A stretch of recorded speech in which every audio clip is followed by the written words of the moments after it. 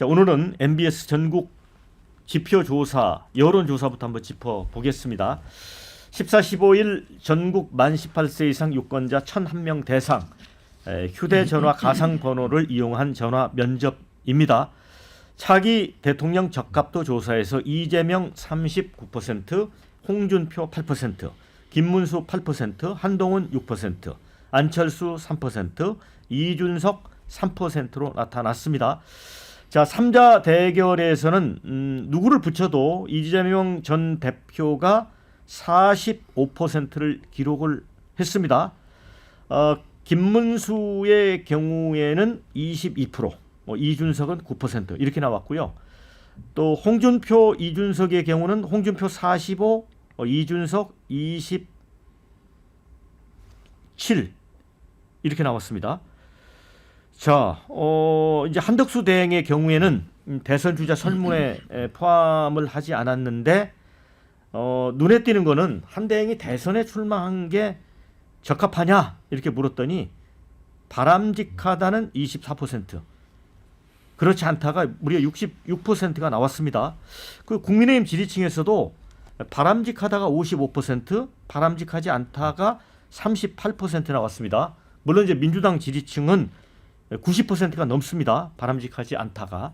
그런데 한덕수 대행 또 여론조사를 보면 대통령이 됐을 경우 잘할 것 같으냐 그러면 또 잘할 것 같다가 또 한 60% 이상이 나옵니다. 그러니까 질문을 또 어떻게 하느냐에 따라 완전히 달라요.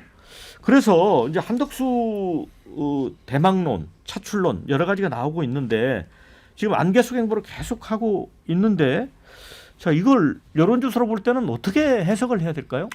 그러니까요. 그런데 뭐 박영환 앵커도 잘 아시겠습니다만 우리가 늘 하는 이야기가 친묵은 대부분의 경우에는 긍정인 경우가 많거든요. 동의인 경우가 많거든요. 아니면 아니라고 이제 거부를 하죠. 근데 고민이고 또 그럴 생각은 있는데 지금 당장 이제 표명하지 않고 있다. 그러니까 한덕수 권한 대행의 출마 가능성이 비등해지고 있다 이렇게 봐야 되겠죠. 두 번째는 덕수다 덕수 현상이 나타나는 가장 큰 배경은 기존에 국민의힘 후보들이 있는데 뭐 여러 가지 이야기들이 많죠. 그 이야기는 저는 그다지 따질 의미는 없는 것 같아요. 지지율에서는. 왜냐하면은 뭐 여전히 윤석열 전 대통령의 어서 오십시오. 이 탄핵 과정하고 무관하냐 또는 뭐 권한 대행이 왜 대선에 나서려고 하느냐. 근데 그거는 뭐 말 그대로 유권자들이 판단하면 되는 거죠. 근데 유권자들이 그대로 더 이제 한덕수 권한 대행에 대한 호감도를 살려가서 지지율이 높아지면 가능성이 열리는 것이고 그렇지 못하면 가능성이 안 열리는데 덕수다 덕수 현상의 가장 핵심은 이거죠. 프레임을 그래도 전환시킬 수 있는 거 아니냐. 저는 결정적인 게 트럼프가 작동하고 있는 거예요. 그러니까 지금 최상목 또 안덕근 두 사람이 바로 이제 경제부총리와 산업통상자원부 장관입니다. 민주당은 탐탁치가 않아요. 왜냐하면 자꾸 프레임이 전환될 수도 있기 때문에. 그러니까 한덕수가 뜨고 있는 현상은 프레임이 전환되는 것에 대한 기대감과 두려움이 교차하고 있는 것이죠. 하은기 대변인은 어떻게 봐요? 일단은 한덕수 대행 자체가 참 무책임하다는 생각이 들고요. 지금 이 대한민국 상황에서 이거를 빨리 이렇게 정리 안 하는 게 말이 되는가 하는 생각이 들고, 두 번째는 일단은 바람직하지 않다고 반응하는 사람들이 66%잖아요. 네. 그리고 심지어는 국민의힘 지지층에서도 뭐 과반 조금 넘는 숫자가 바람직하다고 얘기하는 거고, 이런 상황에서 선거를 치를 수가 없습니다.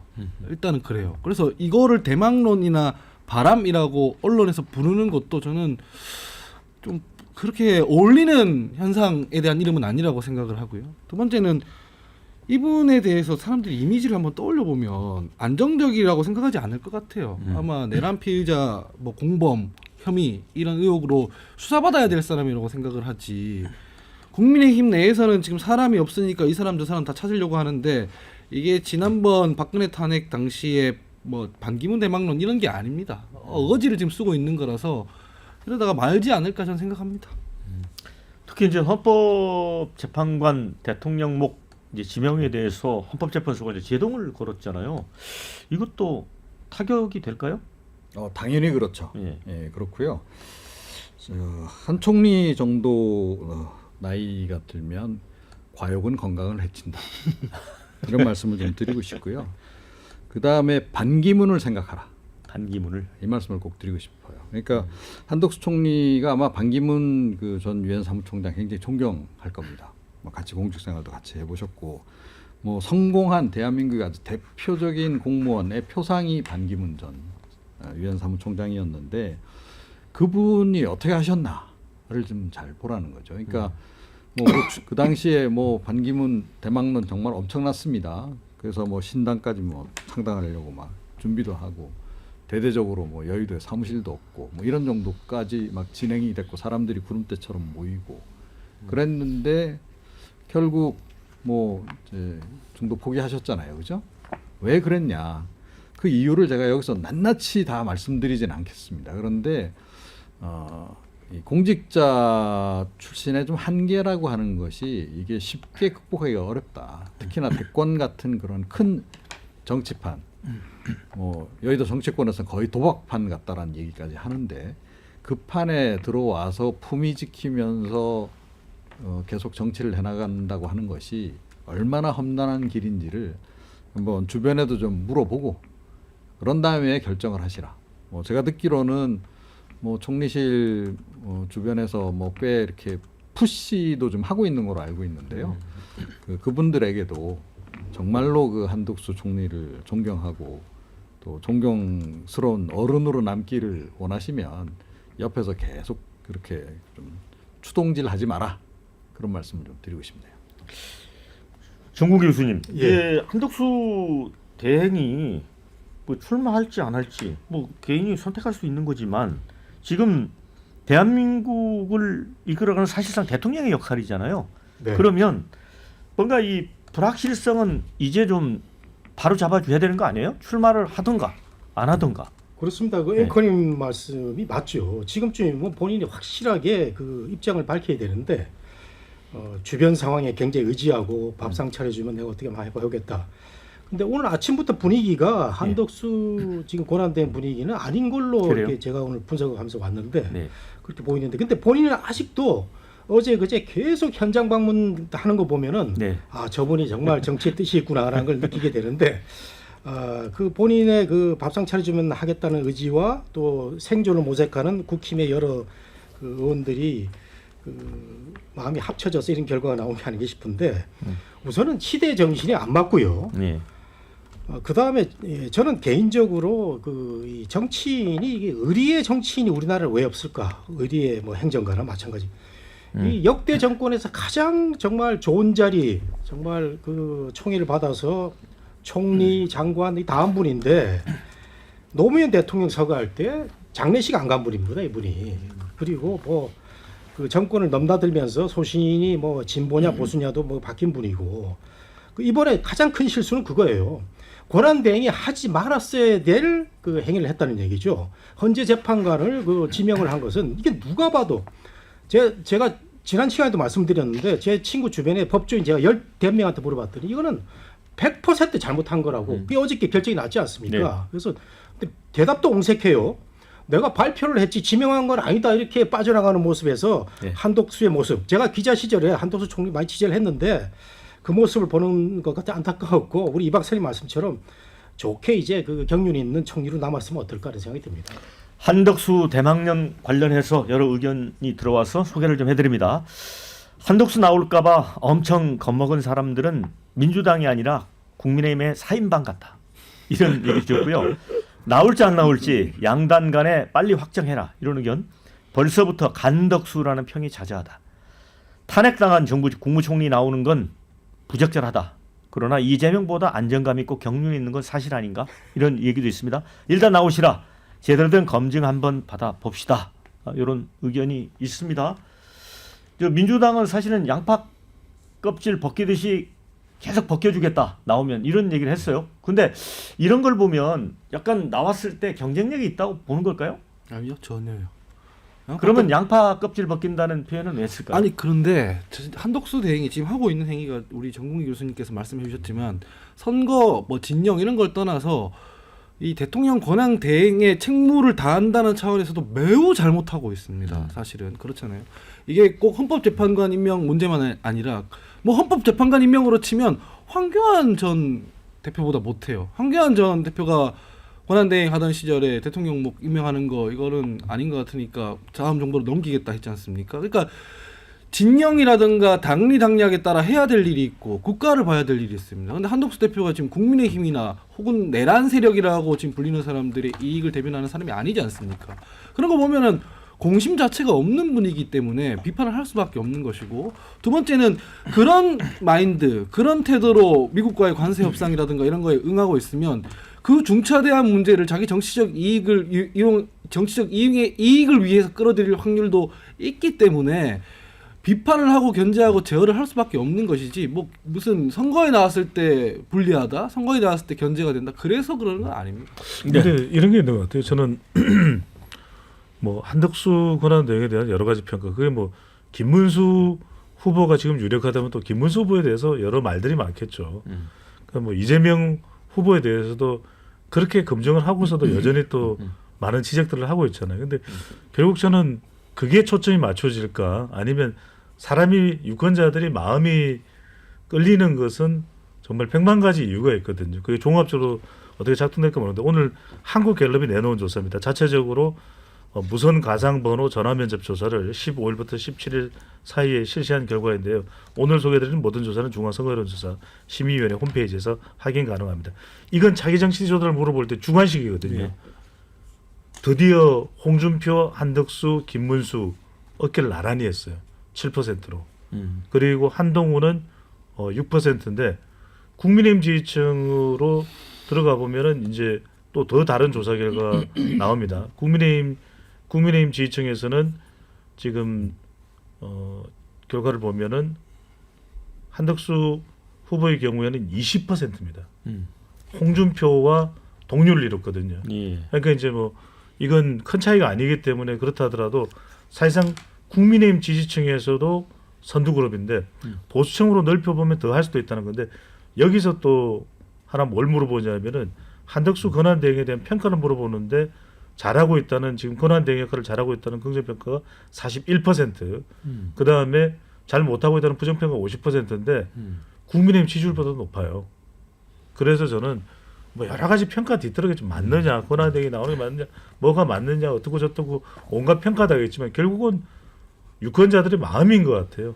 끌리면 가는 거고 끌리지 않으면 멈추는 것이고. 네. 자, 이제 한덕수 대행 얘기는 이제 여기서 멈추고, 이제 MBS 전국 지표조사에서 또 유의미한 게 그 이 홍준표의 부상이랄까요? 그러니까 홍준표가 이 이제 1등으로 올라왔습니다. 특히 이제 이재명 대표하고의 3자 대결에서 보면 가장 경쟁력 있는 걸로 국힘 후보 중에 나왔고, 또 한 가지는 이 3자 대결로 갔을 때 이준석 지금 개혁신당 후보가 9%까지 나옵니다. 그래서 앞으로 대선 국면에서 이제 삼지대에 있는 이준석 대표 움직임도 좀 눈여겨봐야 될 것 같아요. 평론가님. 예. 그러니까 의회에 지금 일이 조금 진행이 되고 있는 거죠. 사실 이건 누구도 예상하지 못한 일인데, 개혁신당 정당 지지율이 뭐 한 2%, 네. 뭐 그 정도에 불과하단 말이에요. 그리고 전체 뭐 다자구도에서 이준석 그 후보의 그동안의 지지율도 2%대. 근데 이제 소폭 좀 오르고 있는 이제 그런 거 보이고 있는데, 가장 결정적으로는 3자구도에서는 의외로 굉장히 높게 나오고 있다 이겁니다. 그래서 지난번 뭐 한국갤럽 조사에서도 뭐 9% 이렇게 나왔던 것도 있고, 그런데 또 그 안에서도 눈여겨봐야 될 것이 TK에서 그 당시에, 그러니까 한국갤럽 지난주 조사에서 19%가 나왔다는 거예요. 예. 그러니까 TK 지역에서 의외로 그 이준석 후보가 지금 지지를 조금씩 업어가고 있고, 그 핵심이 그 지역의 청년층, 그러니까 이른바 MZ 세대들이라는 거예요. 그래서 이거는 조금 시간이 지나면 지날수록 좀 바람으로 좀 이렇게 불 가능성이 없잖아 있다, 이렇게 생각합니다. 이게 청년층들의 어떤 동력 같은 게 있잖아요. 그런데다가 최근에 이제 국민의힘 내에서 오세훈 이제 시장하고 유승민 전 의원이 불출마 선언을 했어요. 자, 그럼 그 표심이 어디로 갈 거냐 하는 거죠. 당내에 머물 건지 당 밖으로 나갈 건지 이건데 당내에서는 뭐 그래서 그 표가 뭐 안철수 뭐 후보라든가 한동훈 후보 쪽으로 갈 거다 이런 설이 있는데 제가 보기에는 그쪽으로 다 갈 것 같지는 않아요. 그러면 이제 일부 한 3분의 1 정도만 이제 밖으로 당 밖에 있는 이준석 후보 쪽으로 이제 지지세가 붙는다라고 하면 10%가 이제 돌파가 되는 겁니다. 10% 돌파하는 거하고 안 하는 거하고는 굉장히 큰 차이거든요. 10%를 돌파하게 되면 좀 탄력이 더 붙을 가능성이 좀 없잖아 있는 그런 상황이고 사실은 뭐 그동안은 1, 2%만 나와도 변수다 그 얘기를 했어요. 그러니까 지난번 대선에 아주 박빙승부 0.7% 차이 뭐 이런 거 그 정도로 이제 박빙승부였었기 때문에 1, 2%만 돼도 양당의 후보로 쪽으로 표심이 직결한 상태에서 그게 변수가 될 것이고 그래서 이제 양쪽 다 신경을 안 쓸 수 없는 특히 지금 열세에 있는 국민의힘 쪽에서는 그 후보가 어떻게든 단일화를 하려고 할 거다 그렇게 이제 예상이 나왔는데 이게 지금 더 커져버린 거예요. 예. 그래서 이제는 사실은 그냥 흡수해 갖고 단일화하는 정도가 아니고 자칫 지금 자당의 후보자하고 거의 동등한 수준으로까지 올라올지를 걱정해야 되는 이준석 후보가 예를 들어 20%대로 가게 되면 1강 2중이 돼버릴 수 있거든요. 그래서 그 상황까지도 좀 걱정을 해야 되는 상황이다 이렇게 생각합니다. 네. 정국 교수님은 어떻게 보세요? 예. 이거 이제 3자 대결 구도에서 유독 이준석 후보가 이제 득표력을 보여주고 있잖아요. 예. 그 부분하고 그다음에 이제 국힘 주자 중에서 김문수 쪽에서 홍준표로 또 올라가는 부분이 있거든요. 예. 예. 김문수 장관 지지율이 조금 떨어져서 예. 홍준표 후보로 옮겨가고 또 국회의원들이 또 홍준표 캠프에 많이 또 예. 갔더라고요. 그러고 예. 보면 역시 저력의 홍준표 이런 그 생각을 할 수가 있는데 근데 저는 이런 생각을 좀 하고 싶습니다. 우선 국민의힘을 보면 예. 너무 어려운 선거를 하고 있다. 예. 이 거대한 탄핵의 그 파도를 맞으면서 선거를 할 수밖에 없는데 가능성은 또 그렇게 뭐 예. 긍정적이지 않고 예. 그러다 보니까 이분 저분들 많이 나오는데 김문수 후보는 정말 시대 정신하고 전혀 반대죠. 예. 또 홍준표는 진부한 또 세 번째 삼수생 그 대권 후보인데 어떠냐. 근데 저는 홍준표 그 시장은요 말을 너무 함부로 하는 것 같습니다. 제가 우리 정치 사회권에서 이 말이 거칠기 시작한 게 이제 이재명 그 후보 등장한 이후인데 그냥 뭐 최근에도 계속 저격, 그다음에 뭐 양아치, 뭐 그다음에 특정 언론에 대해서 깽판치기 때문에 대답 안 한다 이런 이 학생들이 배울 만한 그런 언행을 못하는 이런 그게 좀 안타깝고 네. 홍준표 진영에 좀 이렇게 참고했으면 좋겠고요. 이준석 그 의원은 나이는 생물학적으로 젊은데 뭔가 지금 내건 게 없습니다. 내건 게 그 하는 거는 기성정치랑 똑같아요. 대구에 그 조부 산소 가서 절하는 거를 뭐 프레스 릴리스를 한다든가 네. 지역색으로 좀 나온다든가 이런 면에서 프랑스의 그 정말 마크롱처럼 그 해성과 같은 참신함은 떨어지는데 어차피 뭐 미국 선거도 트럼프와 힐러리 때 찍을 사람이 없었다. 마찬가지로 우리도 지금 찍을 사람이 없었다 할 때 누가 더 그 뭐 차선이냐 이런 문제인데 우리 우리 이 박사님 말씀 분석대로 정말 1강 2중의 형태가 띄지 않을까 이런 생각이 드네요. 네. 네. 자, 댓글 읽어드리겠습니다. 시간이 가면 갈수록 김문수가 자꾸 밀리네요. 이런 의견. 어차피 국힘 1등이랑 한덕수랑 파이널 매치해야 될 것 같은데 한덕수가 조기 대선 마지막 퍼즐 같다. 이준석의 기세는 인정. 이런 의견 주셨고요. 이준석 9% 상당하긴 한데 전국에 끝끝내 단일화 안 하겠나. 이런 의견. 오세훈 표는 지금 한동훈 쪽으로 옮겨가는 것 같다. 솔직히 국힘에서 누가 나와도 이재명을 꺾긴 어려울 듯. 이런 의견 주셨습니다.